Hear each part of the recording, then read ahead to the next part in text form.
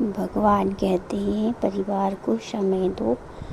आज की भागदौड़ भरी जिंदगी में लोग काम, मोबाइल और दूसरे जिम्मेदारियों में इतने व्यस्त हो जाते हैं कि परिवार के लिए समय कम पड़ जाता है। लेकिन परिवार केवल घर में रहने वाले लोगों का समूह नहीं है। परिवार वह जगह है जहां इंसान अपने सुख दुख बांट सकता है। घर में प्रेम और सम्मान बनाए रखने के लिए छोटी छोटी बातों को लेकर झगड़ा नहीं करना चाहिए। हर व्यक्ति की अपनी सोच होती है। मतभेद होना सामान्य है, लेकिन मतभेद को लंबे समय तक उचित रखना।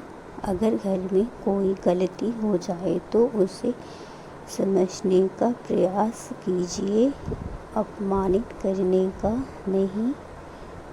एक मीठा शब्द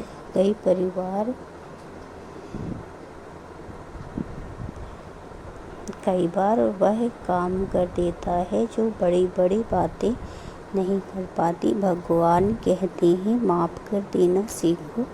हर इंसान से गलती होती है। अगर हम हर गलती को जीवन भर अपने मन में रखते रहेंगे तो हमारा मन भारी होता जाएगा।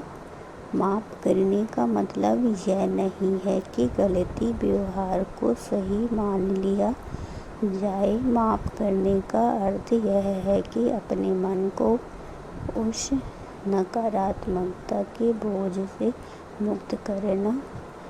कई बार हमें किसी व्यक्ति से दूरी बनानी पड़ सकती है, लेकिन उसके प्रति लगातार गुस्सा रखना ज़रूरी नहीं है।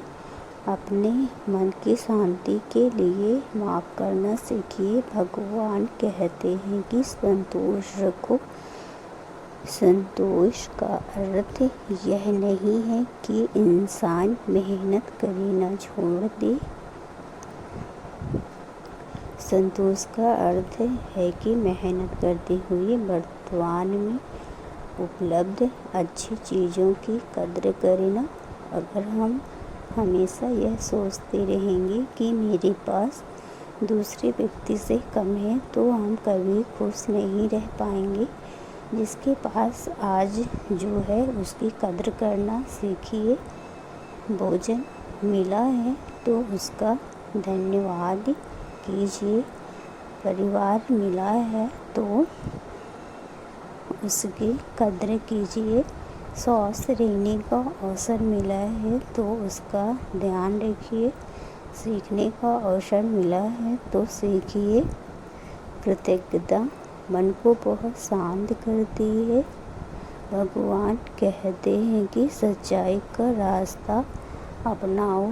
सच्चाई का रास्ता कभी कभी कठिन हो सकता है, लेकिन यह मन को मजबूती देता है।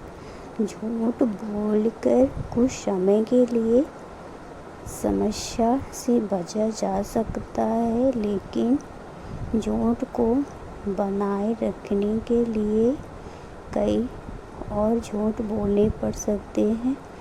ईमानदारी से जीने वाला व्यक्ति अपने मन में कम बोझ महसूस कर सकता है। सच्चाई का अर्थ हर बात हर व्यक्ति के सामने कह देना भी नहीं है। सच्चाई के साथ विवेक और समझदारी भी ज़रूरी है। भगवान कहते हैं कि दूसरों की मदद करो।